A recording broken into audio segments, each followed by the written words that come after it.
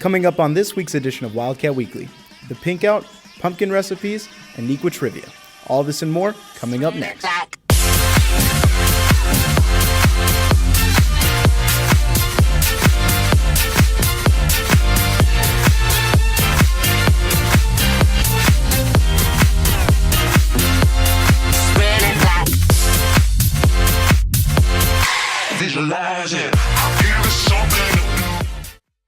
Hi, welcome to this week's edition of Wildcat Weekly. I'm your host, Eric Reed.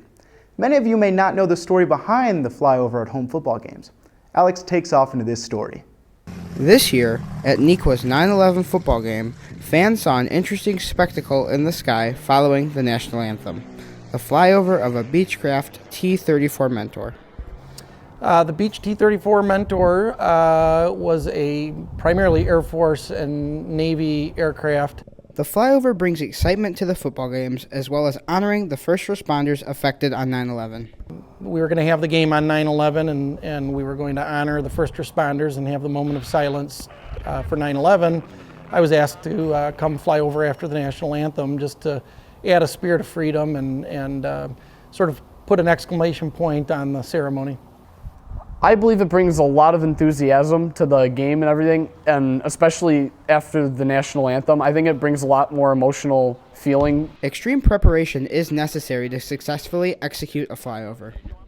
Well, to do a flyover, we have to have a couple of people at the stadium with radios. One person to key the mic so I can hear the song, and another person to talk to me on a different frequency so that we have the timing down.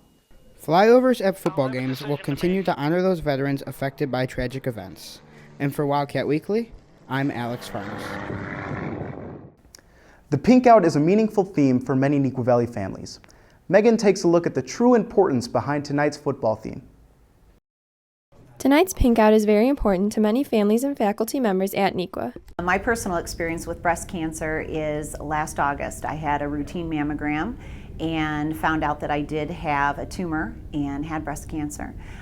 So in September I had surgery to remove the tumor and then followed up with several weeks of radiation. 2002, my mom was diagnosed with breast cancer and beat it, but then again it came in 2008 and again she beat it. The Pink Out not only provides comfort for people suffering from breast cancer, but it also serves as a reminder of support. The Pink Out to me is just a great opportunity to bring awareness to breast cancer and other forms of cancer as well. I think the football Pink Out again just really offers that extra support not only to individuals afflicted but also their family and friends. There's actually meaning behind the theme, and they're actually like making a difference, I guess. They're affecting people's lives.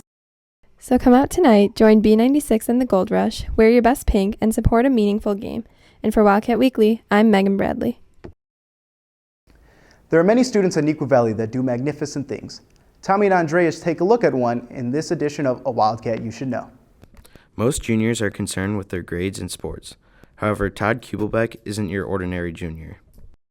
So the Carrot essentially does the same thing as a smartboard, except it's portable, like I emphasized earlier. What it does is it converts a surface, whether that's a wall, a television screen, or a projector screen, and it turns it into what's called an interactive whiteboard or an interactive surface. So you have a pen similar to what you'd use as a finger or a pen on a smartboard, and you're able to use that on the screen just like a mouse on your computer. So it basically converts any surface in a way a touchscreen. Todd has a very creative mind that helps him with all of his inventions. The name Carrot Interactive Technologies came from the way the product actually looks. So going back to that 8th grade innovation day, we had to make the product, and I needed to wrap it up in a duct tape to make it secure, and the only duct tape I had lying around was orange duct tape. Todd has a passion for engineering. With that passion, he engineered and created his own drone. Want to go do some flying real quick? For Wildcat Weekly, along with Andreas Nelson, I'm Tommy Canova.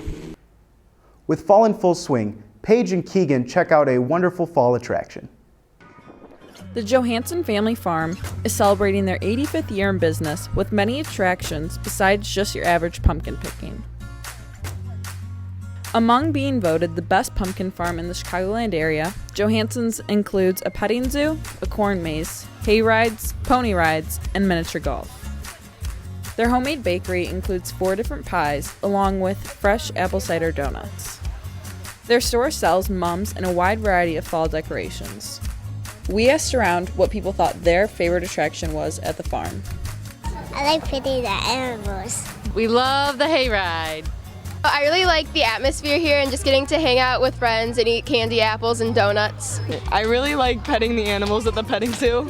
Definitely the mums and the pumpkins at sunset. Pumpkin picking is free, while admission to the attractions is $13. Make sure to stop by Johanssons Farm, located at 710 West Spoughton Road in Bolingbrook. For Wildcat Weekly, along with Keegan Sharko, I'm Paige Blanzy. Have you been looking for a tasty fall snack? Well, look no further. Riley has the recipe. Halloween is coming up faster than you know. I show you how to make these easy pumpkin cookies. In a large bowl, mix 2 cups of butter. Then add 2 cups of granulated sugar,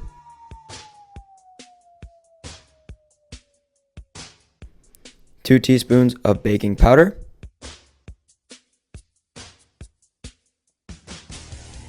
2 teaspoons of baking soda,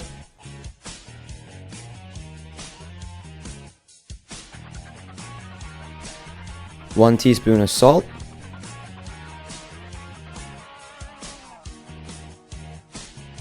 and 1 teaspoon of cinnamon.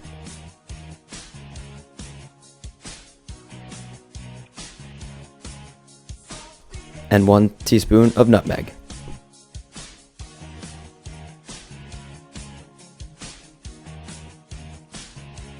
Stir that well, then beat in 2 eggs and 2 teaspoons of vanilla.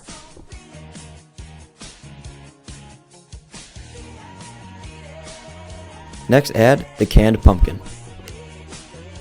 Put it on a cookie sheet and bake it for 10 to 12 minutes. And for Wildcat Weekly, I'm Riley Ferran. How well do you think you know Neuqua Valley? Lexi quizzes some students and teachers to find out.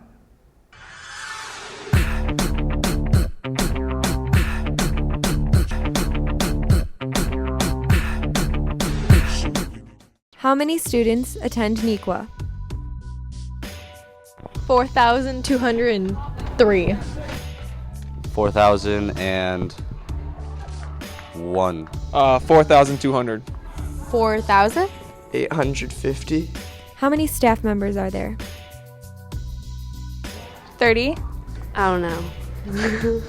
329. What is the lake behind Neuqua called?